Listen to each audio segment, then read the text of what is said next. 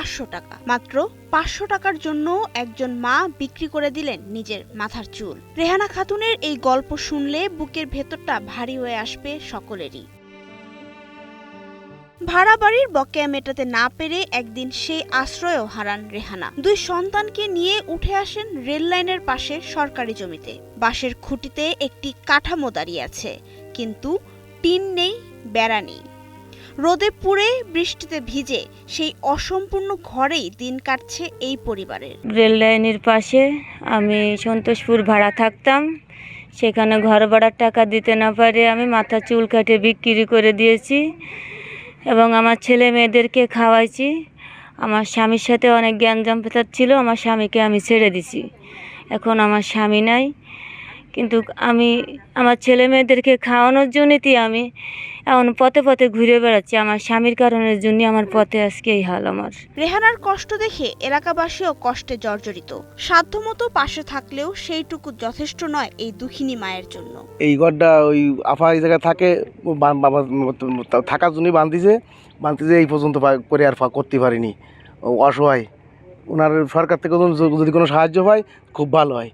এটা থাকার বাসস্থান নয়। বাগেরহাটের রামপাল উপজেলার সন্তোষপুর গ্রামের এই ঘটনা নিয়ে রেহানা নিজেই বলেন, আমার এই কষ্টের দিন দেখা লাগতো না যদি আমার স্বামী ভালো হতো। যদি আমার স্বামী ভালো হতো তাহলে আমার এভাবে ঘুরতে হতো না। এখন আমি সরকারের কাছে কিছু আমি সাহায্য চাই, যে আমার ছেলে মেয়েদেরকে যেন একটু কোনো সহযোগিতা করে, এই ঘরখান যেন সে আমাদের যেন ঠিকঠাক করে দেয়, বা এবং কিছু আমাদের যেন কোনো খাদ্য দান করুক। 2 সন্তান নিয়ে যেভাবে রেহানার দিন কাটছে তা দেখেও কষ্ট পাচ্ছেন তার এই প্রতিবেশী। তিনি চান সরকারের সংশ্লিষ্ট সংস্থা যেন এই পরিবারের পাশে দাঁড়ায়। ইনি খুবই অসহায়ভাবেতে আছে, এর আর্থিক অবস্থাও ভালো না।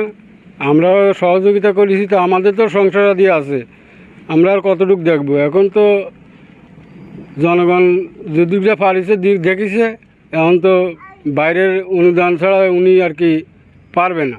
এলাকাবাসী হিসেবে তিনি একটা বাড়ি ঘর করে কাজকাম করে থাকুক, সে একটা বাসিন্দার হোক। একজন মা তার সন্তানদের জন্য মাথার চুল বিক্রি করেছেন।